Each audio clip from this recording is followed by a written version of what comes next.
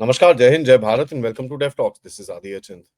बांग्लादेश में यूनुस को कहीं न कहीं धीरे-धीरे रियलाइज़ हो रहा है कि साहब उसका जो भी उसने गेम खेलने की कोशिश करी है, वो काफ़ी हद तक बहुत आगे चली जा चुकी है और उसको कंट्रोल करना मुश्किल हो रहा है।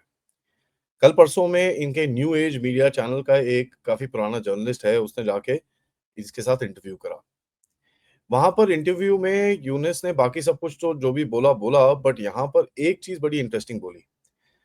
उसने ये बोला कि साहब आगे उसको पता है कि डोनाल्ड ट्रम्प जैसे-जैसे आएगा कि ये जो भी महीने हैं यूनुस के लिए बहुत मुश्किल हो जाएँगे एंड आगे उसके लिए पर्सनली और बांग्लादेश के लिए जो तकलीफ़ें हैं और ज़्यादा खड़ी हो सकती हैं। नाउ इसको ज़रा बैकग्राउंड पे लीजिए विद द सेम फैक्टर कि कल परसों में यूनुस ने बोला था अपनी आर्मी को, ठीक है, कि भैया तैयार हो जाओ लड़ाई के लिए। और मैंने ये सवाल पूछा था किससे लड़ाई करने की कोशिश कर रहे हैं? क्या ये भारत के साथ लड़ाई करने की कोशिश कर रहे हैं? क्या ये अराकान के साथ लड़ाई करने की कोशिश कर रहे हैं कि क्या 2 फ्रंट में अपनी एक मतलब अपनी एक स्ट्रेंथ दिखाने की कोशिश कर रहे हैं? तो ये बड़ा एक इंटरेस्टिंग सा स्टेटमेंट इनकी तरफ से आता है, लेकिन ये चीज़ इसको पता भी चल रही है कि भई इसके अगेंस्ट में जो ऑपोज़िशन है वो अब खड़ी हो रही शुरू हो चुकी है। शेख हसीना स्पेशली पहली जनवरी से बहुत ज़्यादा बोलना शुरू करा है। As a matter of fact Sheikh Hasina ने क्या बोला उसके उस पे जाने से पहले मैं आपको बताऊँ कि यूनुस के जो इंटरनेशनल क्राइम्स ट्रिब्यूनल है बांग्लादेश के अंदर जहाँ पर उसने पूरी तरह से टेक ओवर करके काफ़ी उसने अरेस्ट वारंट्स और ये सब भेजने की कोशिश करी है। उन्होंने बोला है और बाय द वे बांग्लादेश में ये जो इंटरनेशनल क्राइम ट्रिब्यूनल है, ये शेख हसीना ने अपने आप बनाया था फॉर द 1971 इन्वेस्टिगेशन। 40 साल हो गए हैं, उसको अभी तक कुछ किया नहीं है बट नल वो 50 साल हो गए हैं बट कुछ वो अलग चीज़ है। इस क्राइम्स के ट्रिब्यूनल ने शेख हसीना को ही 2 अरेस्ट वारंट भेज दिए हैं। अब 2 अरेस्ट वारंट तो भेजे-भेजे और उसको ये भी बोल दिया कि साहब आप यहाँ पर 12 तारीख फरवरी तक पहुँच जाओ और इन्वेस्टिगेशन का पार्ट हो जाओ, नहीं तो फिर हम आपके अगेंस्ट में एक्शन लेंगे। क्या एक्शन लेंगे ये तो आगे ही कुछ देखना पड़ेगा क्योंकि ये लोग इन एब्सेंटिया ट्रायल करके उसको सेंटेंस कर सकते हैं। यहाँ तक भी न्यूज़ आई कि वो हम भारत से बात करेंगे and we will try and see if Bharat allows us and Bharat के पास जाके हम शेख हसीना के साथ बात करके इन्वेस्टिगेशन करने की कोशिश करेंगे। तो मतलब ये लोग सोचते हैं कि भई बांग्लादेश ही बांग्लादेश है, बाकी तब सब तो बाराती हैं और तो कुछ नहीं है। बट इंटरेस्टिंग चीज़ ये दिखती है कि शेख हसीना की तरफ से अब स्टेटमेंट्स आने शुरू हो चुके हैं और थोड़ा टाइम पहले उन्होंने एक बड़ा इंटरेस्टिंग सा स्टेटमेंट दिया अबाउट रेजिस्टेंस। नाउ रेजिस्टेंस एक बड़ी इंटरेस्टिंग सी कहानी होती है क्योंकि रेजिस्टेंस के अंदर आप ना प्रोटेस्ट कर रहे हो, ना आप तोड़न-ताड़ी कर रहे हो। आप जो भी चीज़ गवर्नमेंट करती है फॉर एग्ज़ाम्पल सिविल डिसोबीडियंस की तरह आप बात करें, तो सिविल डिसोबीडियंस की तरफ आप जाते हो और बेसिकली क्या होता है कि गवर्नमेंट के जितने भी काम होते हैं उसको रोकने की कोशिश करते हो। तो ये कॉल दोबारा से शेख हसीना ने दी है एंड यहाँ पर बड़ा क्लियरली बोला है कि नो मोर प्रोटेस्ट हम लोगों को पूरी तरह से रेजिस्टेंस की तरफ जाना है। देखिए, यहाँ पर रेजिस्टेंस की तरफ जाना है वो तो ठीक है क्योंकि क्या हो रहा है बांग्लादेश में इस टाइम पे ये जो जुलाई प्रोक्लेमेशन की बात चल रही है। जुलाई प्रोक्लेमेशन जो 31 दिसंबर को आने वाला था और 31 दिसंबर को मेरे हिसाब से स्टूडेंट्स अगेंस्ट डिस्क्रिमिनेशन वाले लोग थोड़े डर गए थे, तभी उन्होंने वो निकाला नहीं।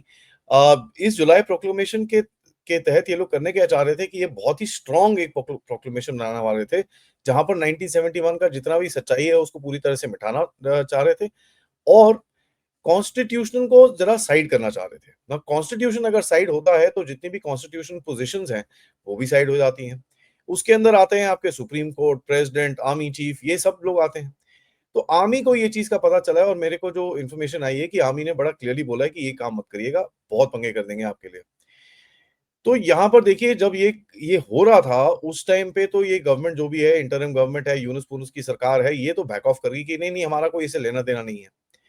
अब वो बोलते हैं कि साहब हमने सबके साथ मीटिंग करी है, सारे स्टेक होल्डर्स के साथ मीटिंग करी है, हम एक अब प्रोक्लेमेशन बनाएँगे और हम उसको आगे लेके जाएँगे। तो ये बड़ी इंटरेस्टिंग इंटरेस्टिंग सी कहानी है और यहाँ पर देखना पड़ेगा कि बांग्लादेशी आर्मी कैसे रिएक्ट करेगी इस चीज़ के लिए। क्योंकि देखिए ये बड़ा क्लियर है कि अगर बांग्लादेशी आर्मी चीफ को आप निकालने की कोशिश करोगे तो आर्मी चीफ आपको छोड़ेगा नहीं, उल्टा टाँग देगा बीच सड़क के अंदर। तो ये भी बड़ा एक चक्कर है, लेकिन क्या करें? अब जो यूनुस है और जो उसकी क्लोज़नेस है जमात से, उससे वो पूरी तरह से इंस्पिरेशन ले रहा है और जमात कहाँ पर सीखती है? जमात सीखती है भैया पाकिस्तान के अंदर। जमात सीखती है जिस तरह से काम करना है पाकिस्तान के अंदर और जमात और पाकिस्तानी आर्मी काफ़ी क्लोज़ है। यहाँ पर थोड़ा पर्चा उल्टा है जहाँ पर जमात और आर्मी इतनी क्लोज़ नहीं है। पाकिस्तान के करीब जाने की बहुत कोशिश कर रहा है यूनुस और यहाँ पर आप देखेंगे ये काफ़ी हद तक यूनुस और जमात का प्लान है। चक्कर क्या है कि देखिए 1971 में जो भी चीज़ें हुई, वहाँ पर जमात का बड़ा हाथ था पाकिस्तानी आर्मी को इनेबल करने के लिए। तो आज भी वही वापस लेके आने की कोशिश कर रहे हैं उसको और एक एक रिलिजियस लिंक्स और रेडिकल लिंक्स एस्टैब्लिश करके ये 2 कंट्रीज़ को जोड़ने की काफ़ी कोशिश है। दूसरी चीज़ आप देखेंगे कि पाकिस्तानी यूनिवर्सिटीज़ अभी एक-एक करके खोलना शुरू करेंगी, जैसे कोई एक ओआईसी करके इनकी कोई यूनिवर्सिटी है जिसने बोला है कि भई बांग्लादेशियों को हम डिस्काउंटेड रेट पे आने देंगे और फेलोशिप प्रोग्राम करेंगे और पता नहीं क्या-क्या बोला उन्होंने। बेसिकली ये क्या चक्कर है कि यंग यूथ को पाकिस्तान में ले जाके ट्रेनिंग और रेडिकलाइजेशन की तरफ लेके जाएँगे। वहाँ पर कोई यूनिवर्सिटी तो होगी नहीं भैया, मदरसे में लेके जाएँगे और उसके बाद आपको पता ही है क्या-क्या चीज़ें वहाँ सिखाई जाएँगी। तो पाकिस्तानियों की तरफ से काफ़ी कोशिश है कि भैया ये लिंक अप बैठ जाए ताकि भारत को दूसरी तरफ से भी कुछ तंग किया जाए। एंड आर्मी की ट्रेनिंग के बारे में बात हुई थी जो बेसिकली पाकिस्तानी आर्मी ने बड़ी ज़ोर से डिनाई किया था कि ऐसा कुछ नहीं है, बट कोई भरोसा नहीं है। यहाँ पर ये भी न्यूज़ इनके जो सो कॉल्ड प्रोपेगेंडिस्ट हैं वो फेंकते रहते हैं कि भई पाकिस्तानी मिलिट्री एस्टैब्लिशमेंट से ये लोग कोई मिसाइल ले रहे हैं, कभी कोई गन ले रहे हैं, कभी कुछ ये ले रहे हैं, कभी कुछ वो ले रहे हैं। एक भी बात अभी 2-3 महीने से ये जो रूमर्स चल रहे हैं उसमें कोई फ़ॉर्मलाइज़ेशन तो हुआ नहीं है। जमात-ए-इस्लामी एक बड़ी इंटरेस्टिंग ऑर्गनाइज़ेशन है। भारत के अंदर आपको पता है कश्मीर में बैंड है। पाकिस्तान और बांग्लादेश के अंदर आपके अगेंस्ट रहती है, लेकिन अफ़गानिस्तान में आपके साथ काम करती है। और अफ़गानिस्तान की जमात-ए-इस्लामी जो है वो थोड़ी अलग है, बट आपको समझ में आना चाहिए कि ऐसा है कि इसको भी पता है पानी किस तरफ बहता है और वहाँ पर जाके चिपक जाती है। ये लोग अभी ऐसे-ऐसे काम कर रहे हैं कि बेसिकली बांग्लादेश जनता के सामने जो पाकिस्तानियों की जो करतूतें थी, उसको वॉश अवे करने की कोशिश कर रहे हैं। कल एक इंटरव्यू हुआ, कल-परसों में बांग्लादेशी टेलीविज़न के ऊपर, जहाँ पर एक मेजर धालिम इन्वॉल्वड था पाकिस्तानी आर्मी के ऑपरेशन सर्चलाइट के अंदर जहाँ पर लड़कियों का रेप हुआ, लोगों को मारा गया। कहता है सिर्फ 3 लाख लोग मरे ड्यूरिंग द वॉर और सिर्फ 2 वुमेन का रेप हुआ और बांग्लादेश में इसके बारे में कोई कुछ बोलने को तैयार नहीं है। कैन यू इमेजिन जहाँ पर 30 लाख लोग मारे गए और 10 लाख वुमेन का रेप हुआ, यहाँ पर ये खुले में आके ऐसे-ऐसे स्टेटमेंट देते हैं और बांग्लादेश एक भी बंदा, एक भी नेशनलिस्ट आके कुछ नहीं बोल रहा है इसके बारे में कि साहब ये क्या है? ये we don't accept this nonsense. तो ये बेसिकली एक इन्फिल्ट्रेशन है पाकिस्तानी थॉट प्रोसेस का बांग्लादेश के अंदर और ये चीज़ के बारे में हम लोग काफ़ी बारी बात कर चुके हैं कि भैया बांग्लादेश तो पूरी तरह से बन चुका है पाकिस्तान। तो यार अगर यही चाहिए उनको तो then they damn well deserve it क्योंकि पाकिस्तान की अपनी हालत खराब है और अगर बांग्लादेश उसको एमुलेट करने की कोशिश कर रहा है, उसकी कॉपी करने की कोशिश कर रहा है तो भैया Bangladesh actually deserves what is getting. अब चक्कर क्या है, भारत की तरफ से क्रैकडाउन शुरू हो चुका है और यहाँ पर सुनने में आ रहा है कि भई भारत से करीब-करीब 16-20 हज़ार 15-17 हज़ार तक लोग ऑलरेडी भगा दिए गए हैं, उसमें काफ़ी सारे रोहिंग्याज़ हैं और लीगल मुस्लिम भी हैं। आपको मैंने बताया हरियाणा गवर्नमेंट ने डेडलाइन सेट करी है, यूपी गवर्नमेंट ने डेडलाइन सेट करी है, उत्तराखंड की गवर्नमेंट ने डेडलाइन सेट करी है और काफ़ी एक्शन एमपी और महाराष्ट्र में हो रहा है। कुछ स्टेट्स काफ़ी लेट स्टार्ट कर रहे हैं, for example in Tamil Nadu but वहाँ पर थोड़े बहुत पकड़ने शुरू करें। कर्नाटका में एक बड़ा झटका हुआ था, उसके बाद कुछ मिला नहीं, केरला में तो बिल्कुल भी न्यूज़ नहीं है। गुजरात फॉर फनी रीज़न्स अभी तक ज़्यादा कुछ न्यूज़ वहाँ से आई नहीं है। तो एनीवेज़ क्रैकडाउन तो चल ही रहा है और इन लोगों को उठा के फेंका जा रहा है। तो इसी के चलते में आपको ये दिखेगा कि बांग्लादेशी मीडिया ने अभी ये बोलना शुरू करा है कि करीब-करीब 5 लाख लोग बांग्लादेश के अंदर हैं जो इल्लीगल इमिग्रेंट्स हैं भारत से। हम उनको निकाल के फेंकेंगे। तो ऑब्वियसली अगर ये रिएक्शन आ रहा है तो आपको समझ में आना चाहिए भारत का क्रैकडाउन पे जो भी चीज़ें हैं, वो थोड़ा अभी उनको दर्द होनी शुरू हो रही है।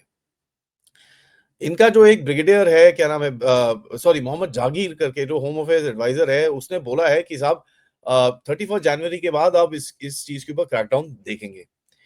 तो ये बड़ा इंटरेस्टिंग है कि ये टिट फॉर टैट कर रहे हैं, दैट मीन्स भारत की तरफ से जो रिपोर्ट हो रहा है, वो तो अलग ही है। दैट मीन्स दैट जो रिपोर्ट हो रहा है, उससे ज़्यादा लोग अंदर फेंके जा रहे हैं, तभी वहाँ पर थोड़ी-सी अभी हलचल मचनी शुरू हो की है, यार इतने सारे लोग वापस आ रहे हैं, करें क्या हम इसका? So they don't know how to react to it तो ये रिएक्शन वैसे ही करेंगे कि भारत को भी उसी उसी फील्ड के अंदर एम्बैरेस करने की कोशिश करेंगे। होंगे कोई वेस्ट बंगाल से लोग या बिहार से लोग या असम से लोग या त्रिपुरा से लोग I am quite sure about it. लेकिन ये करने की कोशिश करेंगे और बताएँगे कि देखिए हम लोग ही नहीं है आपके देश में, आप लोग भी हमारे देश में घुसे हुए हो, they will kind of try and push this across. Bharat में देखिए ट्रैफिकर्स के ऊपर और जैसे मैंने आपको कई बारी बताया, एक बारी और बताता हूँ कि ट्रैफिकर्स और नेक्सस के ऊपर काफ़ी काम चल रहा है। कल जैसे त्रिपुरा के अंदर एक 35 लोगों का गुट जो इनके बांग्लादेशियों को ट्रैफिक और ये सब करता था, इनको पकड़ा गया। अब इनको पकड़ा गया तो आपको दिखेगा कि इनके जो नेटवर्क है उसको तोड़ने की कोशिश की जाएगी क्योंकि सबसे बड़ी चीज़ क्या होती है यार, अगर आप इनका नेटवर्क तोड़ पाओ ना, then it is easy for you to do a crackdown क्योंकि अगर आप नेटवर्क अलाइव रहने देते हो, फिर कोई फ़ायदा नहीं है करने का क्योंकि आप एक तरफ तो भगा दो, लेकिन दूसरी तरफ वो वापस आ जाएंगे तो क्या करोगे उसका? So the breaking the network is critical as far as these guys are concern, and यही चीज हमको दिखती है होता हुआ। सो लेट्स सी ये गेम आगे कैसे जाती है। और बांग्लादेश के यूनुस की तरफ से कल उसको तो एक झटका तो मिला ही होगा कि भाई जो एक और डीप स्टेट का टट्टू है जिसका नाम है जसतिंदर सिंह टूडो, वो तो रिजाइन कर गया। अब वो रिजाइन कर गया तो ऑब्वियसली इसको लगा हो यार ये क्या हो गया, अगर वो इतना पास वो नहीं कर सकता तो मेरे को कौन बचाने आएगा। कहीं ना कहीं वो एक फीलिंग तो आएगी आएगी। देखते हैं उसको कैसे हैंडल करता है और कितना टाइम यूनिस यहाँ पर बैठेगा। वीडियो को लाइक करिए, सब्सक्राइब करिए चैनल को अगर आपने नहीं करा है। Most importantly share this with your friends and families. मैं आप सबसे रिक्वेस्ट करूंगा कि प्लीज इस क्यूआर कोड को स्कैन करके या पेपाल के लिंक को क्लिक करके इस चैनल को सपोर्ट करते रहिएगा। एंड ऑफ कोर्स आप लोग सुपर स्टिकर, सुपर चैट्स या मेंबर्स बन के भी सपोर्ट कर सकते हैं। अभी थोड़ी देर में काफी सारे आज अपडेट्स हैं आपके लिए। तो 12:45 पे एक अपडेट आएगा अबाउट कनाडा, जस्टिन ट्रूडो की जो रिजाइनिंग है उसके बारे में बात करेंगे। 3:15 एक अपडेट आएगा जहां पर भारत के कुछ एक्शन से गहरे राज्य को काफी झटका लगा है। कल जिस तरह से आके जेक सलिवन ने आके यहाँ पर चीजें बोली हैं उससे तो बड़ा क्लियरली दिखता है कि भारत का अभी जो अगला गेम है वो क्या है, उसके बारे में बात करेंगे। शाम को 6 बजे हम मिलेंगे कर्नल RSN सिंह साहब से, जो हम हमारे साथ कुछ इंटरनल सिक्योरिटी के बारे में बात करेंगे। एंड रात को हमारा शो होगा संजय दीक्षित जी के साथ। तो मैंने जैसे आपको थोड़े टाइम पहले बोला था कि धीरे धीरे करके मैं एक जो हमारे लाइव सेशंस हैं उनको शाम को रखूंगा ताकि आप लोग ऑफिस से बाहर निकल के फिर आप आराम से इस लाइव सेशंस को देख सकते हैं। तो we will start and see at 6 o'clock। कैसा फीडबैक आपका आता है, let me know what do you guys think. And धीरे धीरे करके we will change the times because 3:15 I realise मैं भी काम करता था तो it becomes a little bit of a problem, but मैं अपना स्केड्यूल थोड़ा सा शिफ्ट करके I will try and accommodate at 6 o'clock। So late me know if that is all right. But तब तक के लिए नमस्कार, जय हिंद, जय भारत।